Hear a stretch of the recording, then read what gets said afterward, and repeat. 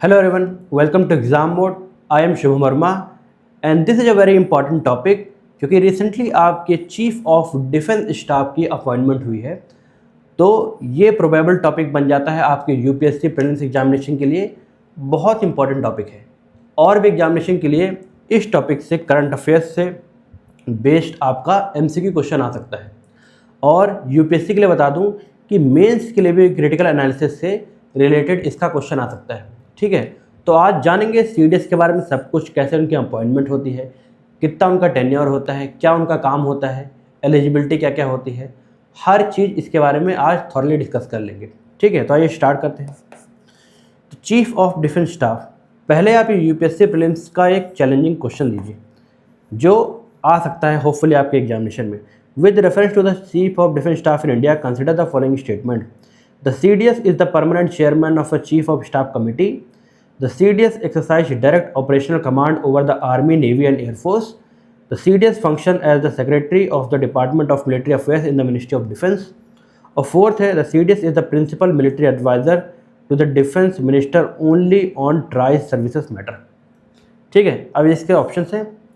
Hopefully ये question अगर आप ढंग से समझेंगे तो सॉल्व कर सकते हैं। अगर आपको आता है तो बहुत बढ़िया बात है, नहीं तो मैं आपको बताता हूँ एक एक करके सारी जानकारी, उसके बाद गारंटी आप ये क्वेश्चन सॉल्व कर लेंगे। Let's start. तो रिसेंटली आपके थर्ड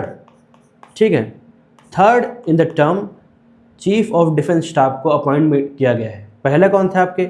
सबसे फर्स्ट आपके चीफ ऑफ डिफेंस स्टाफ थे, वो थे आपके general Bipin Rawat. Then second number पे हैं आपके लेफ्टिनेंट जनरल अनिल चौहान, ये थे आपके चीफ ऑफ डिफेंस स्टाफ। उसके बाद अब ये थर्ड नंबर पे आपके अपॉइंट करे गए हैं, इनका नाम है लेफ्टिनेंट जनरल एनएस राजा सुब्रमण्यम। ठीक, ये बिल्कुल बेसिक इन्फॉर्मेशन, ये आपके अब नए चीफ ऑफ डिफेंस स्टाफ हैं। ठीक है, तो चीफ ऑफ डिफेंस स्टाफ आखिर आपके होते कौन हैं? Highest ranking uniform military officer of the Indian arm forces. तीनों आर्म फोर्सेस को मिला के देखा जाए तो ये हाईएस्ट रैंक ऑफिसर आपके होते हैं। ठीक है, हाईएस्ट रैंक ऑफिसर आपके होते हैं। इनकी पोस्ट को 2019 में गवर्नमेंट ऑफ इंडिया के द्वारा स्टार्ट किया गया था। ठीक है, किसकी रिकमेंडेशन के बाद?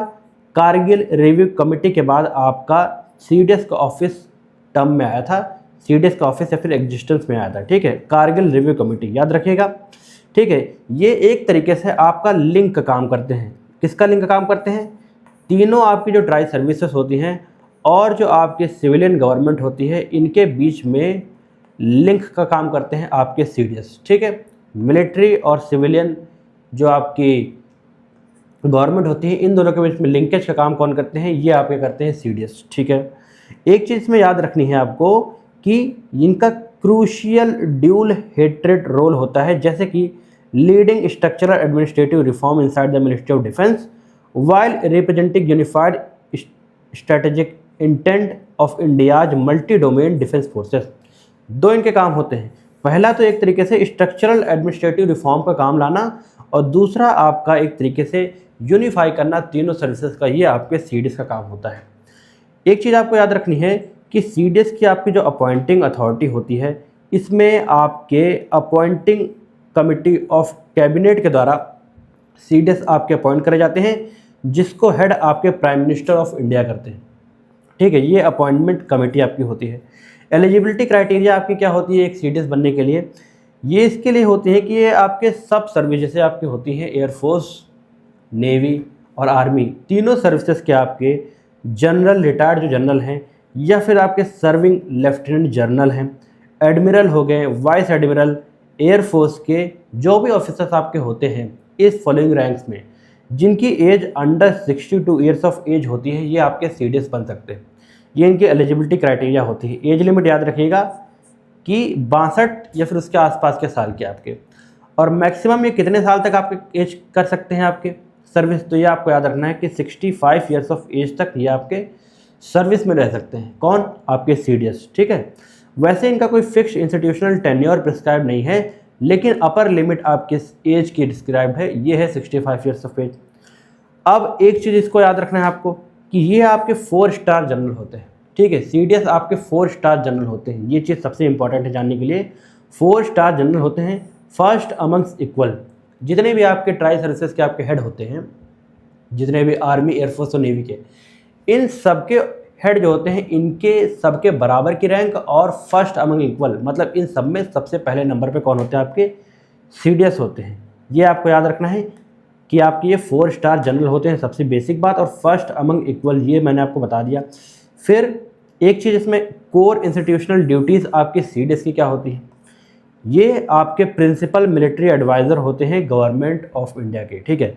प्रिंसिपल मिलिट्री एडवाइज़र होते हैं, provide single point objective military advice to defence minister on all tri services strategy. जितने भी आपके एक तरीके से बेसिक एडवाइस देनी पड़ती है किसको, डिफेंस मिनिस्टर को, regarding to major procurement, major operations और ट्राई सर्विसेज की बेसिक स्ट्रैटेजी, मेजर स्ट्रैटेजी, इन सबके प्रिंसिपल एडवाइज़र आपके होते हैं, कौन होते हैं, सीडीएस होते हैं डिफेंस मिनिस्टर के। सेकंड इनका होता है, ये आपके जॉइंटनेस और इंटीग्रेशन को प्रमोट करते हैं। Integrating planning, procurement, operation, training, communication, transport, logistics across all 3 services, ये इनका बेसिक काम होता है। एक तरीके से लिंकेज का काम करते हैं आपके सीडीएस, याद रखना है आपको। और परमानेंट चेयरमैन होते हैं आपके सीओएससी के, बहुत इंपॉर्टेंट याद रखिएगा। चीफ ऑफ स्टाफ कमेटी के आपके परमानेंट चेयरमैन होते हैं, कौन होते हैं, आपके सीडीएस। इनका काम क्या होता है, कोऑर्डिनेट करना म्यूचुअल स्ट्रेटेजिक गोल्स को डिफेंस मोबिलाइजेशन के लिए और इंटर सर्विसेज डिस्प्यूट को रिजॉल्व करने के लिए आपके चीफ ऑफ स्टाफ कमेटी बनाई गई। इसके हेड कौन होते हैं आपके, इसके हेड होते हैं परमानेंट हेड आपके सीडीएस होते हैं। नेक्स्ट स्लाइड पे चलते हैं। अब ये डिफेंस मॉडर्नाइजेशन के लिए और रिफॉर्म के लिए आपको ऑफिस लाया गया है, आपके वेस्टर्न कंट्रीज से इंस्पायर्ड है। कमेंट सेक्शन में मुझे ये बताइए कि कौन कौन सी कंट्रीज जो हैं जहाँ पर आपके सीडीएस का ऑफिस है, और कौन सी कंट्री से इंस्पायर होकर हमने आपके सीडीएस के ऑफिस को हमने क्रिएट किया था, ठीक है। एक इसमें याद रखना है कि ये आपके सेक्रेटरी होते हैं किसके, डिपार्टमेंट ऑफ मिलिट्री अफेयर्स के। डिपार्टमेंट ऑफ मिलिट्री अफेयर्स जो आपके मिनिस्ट्री ऑफ डिफेंस के अंडर में आता है, इसके आपके सेक्रेटरी होते हैं, कौन से सेक्रेटरी होते हैं डिपार्टमेंट ऑफ मिलिट्री अफेयर्स के, कौन, सीडीएस, ठीक है। इनका काम क्या होता है, streamlining military bureaucracy and budget usage. एक तरीके से डिफेंस बजट का कैसे आपको यूज करना है और मिलिट्री की जो ब्यूरोक्रेसी होती है इसको कैसे स्ट्रीमलाइन करना है ताकि देश का मैक्सिमम आपका फ़ायदा हो सके, ये काम आपके कौन करते हैं, सीडीएस काम करते हैं। तो याद रखना है कि सेक्रेटरी होते हैं आपके डिपार्टमेंट ऑफ मिलिट्री अफेयर्स के। थिएटर कमांड आपका है। थिएटर कमांड एक तरीके से कमांड का कॉन्सेप्ट ये था कि तीनों सर्विसेज आर्मी, एयरफोर्स और नेवी का अलग अलग तरीके से अगर कोई काम कराया जाए तो उसमें एक तरीके से बहुत टाइम लगता था और जो गोल फुलफिल करने होते थे वो अच्छे से हो भी नहीं पाते थे। तो गवर्नमेंट ने सोचा क्यों ना हम लोग थिएटर कमांड बनाएं जिसमें ये तीनों सर्विसेज क्लब करके अपनी जो सर्विसेज हैं एक ऑफिस के अंडर में दे। कोई भी चीज़ अगर करना है तो इस ऑफिस को गवर्नमेंट क्या करे, ऑर्डर करे, और बाद में तीनों सर्विसेज इंटीग्रेट करके आपके वो काम आसानी से और बहुत ज़्यादा परफेक्शन की तरीके से कर दे। तो उसी का कॉन्सेप्ट आपका था थिएटर कमांड का। तो इसमें आपके याद रखना है आपको कि थिएटर कमांड के कॉन्सेप्ट का मेन लाने का कारण ही आपके सीडीएस थे, ठीक है। सीडीएस ही इसी वजह से ताकि आपके थिएटर कमांड का मॉडर्नाइजेशन हो सके और उसको सही तरीके से उसका काम करा जा सके। Spare heads the operational division of the country's military asset into geographical joint theatre command to increase the defence speed. एक तरीके से थिएटर कमांड के देख रेख करने के लिए आपके सीडीएस का ऑफिस लाया गया है जिसकी वजह से जॉइंट प्रिपरेशन आपकी तीनों फोर्सेस की बहुत ही बेहतरीन ढंग से हो सके ताकि आपकी एक तरीके से डिफेंस स्पीड, ठीक है, जैसे वेस्टर्न कंट्रीज की आपकी डिफेंस स्पीड बहुत ज़्यादा हाई है, कोई भी फैसला लेना होता है तो बड़े आसानी से वो ले लेते हैं क्योंकि वहाँ पर इंटीग्रेशन ऑफ मिलिट्री है। उसी तरीके से वही सोच के इंडिया ने भी अप्लाई करा है ताकि इंडिया की मिलिट्री बहुत ज़्यादा लीथल हो सके, ठीक है। और आपका न्यूक्लियर एडवाइजरी देते हैं आपके किसको, प्राइम मिनिस्टर ऑफ इंडिया को, military adviser to India's nuclear command authority.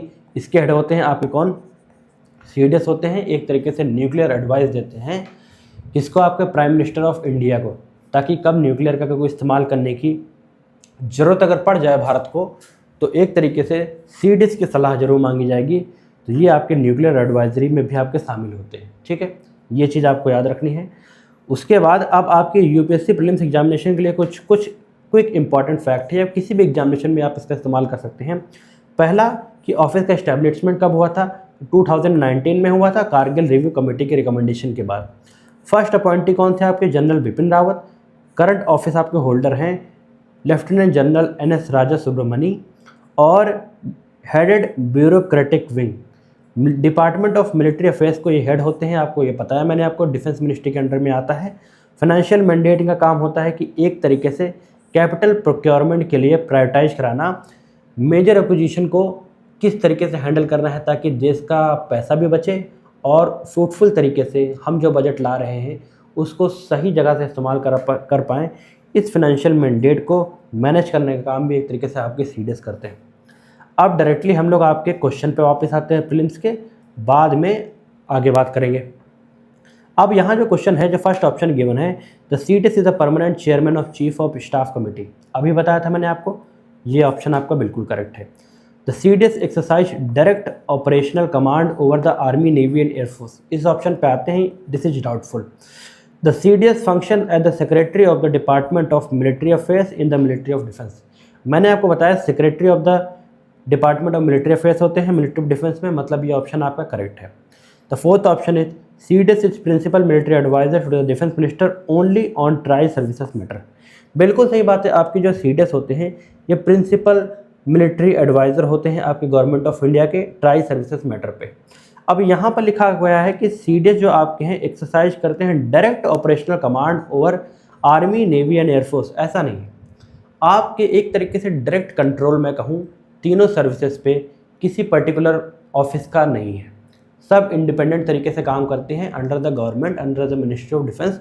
उसके ऊपर आप कह सकते हैं कि CDS का ऑफिस डायरेक्ट ऑपरेशन कमांड देता है, ये गलत है। उन तीनों को इंटीग्रेट करता है और उनको क्लब करके उनको एडवाइजरी प्रोवाइड करता है, एडवाइजरी, ताकि उनका काम एक तरीके से बेहतरीन ढंग से इंटीग्रेशन की हेल्प से बहुत बेहतरीन ढंग से हो सके। तो ये स्टेटमेंट आपका गलत है। फर्स्ट, थर्ड और फोर्थ सही है। इस क्वेश्चन का सही ऑप्शन है आपका B ऑप्शन।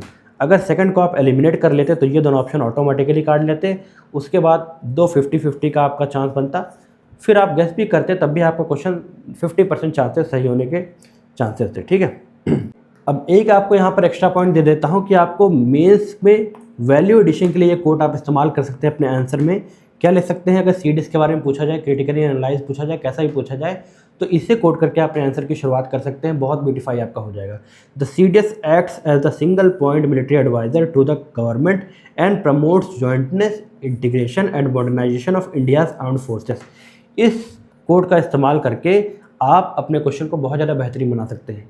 तो इसमें हमने प्रीलिम्स का एक क्वेश्चन भी डिस्कस कर लिया, मेंस का कुछ वैल्यू एडिशन भी डिस्कस कर लिया, और CDS के बारे में पूरा हमने जान के लिया कि कैसे आपको एलिजिबिलिटी क्राइटेरिया होती है, कैसे उनका अपॉइंटमेंट कराया जाता है और एक तरीके से उनका काम क्या होता है और करंट सिनेरियो क्या है उसका, ये भी हमने पूरी तरीके से कवर कर लिया। तो इस तरीके से होलसम आपका CDS का टॉपिक आपके UPSC अपकमिंग एग्जामिनेशन के लिए पूरी तरीके से कंप्लीट हो गया है।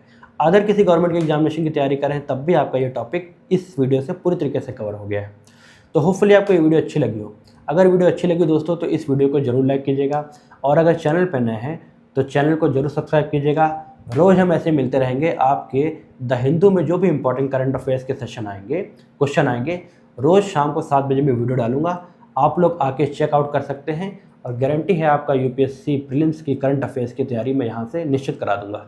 थैंक्स फॉर वॉचिंग, मिलते हैं नेक्स्ट वीडियो में, तब तक के लिए जय हिंद, जय भारत।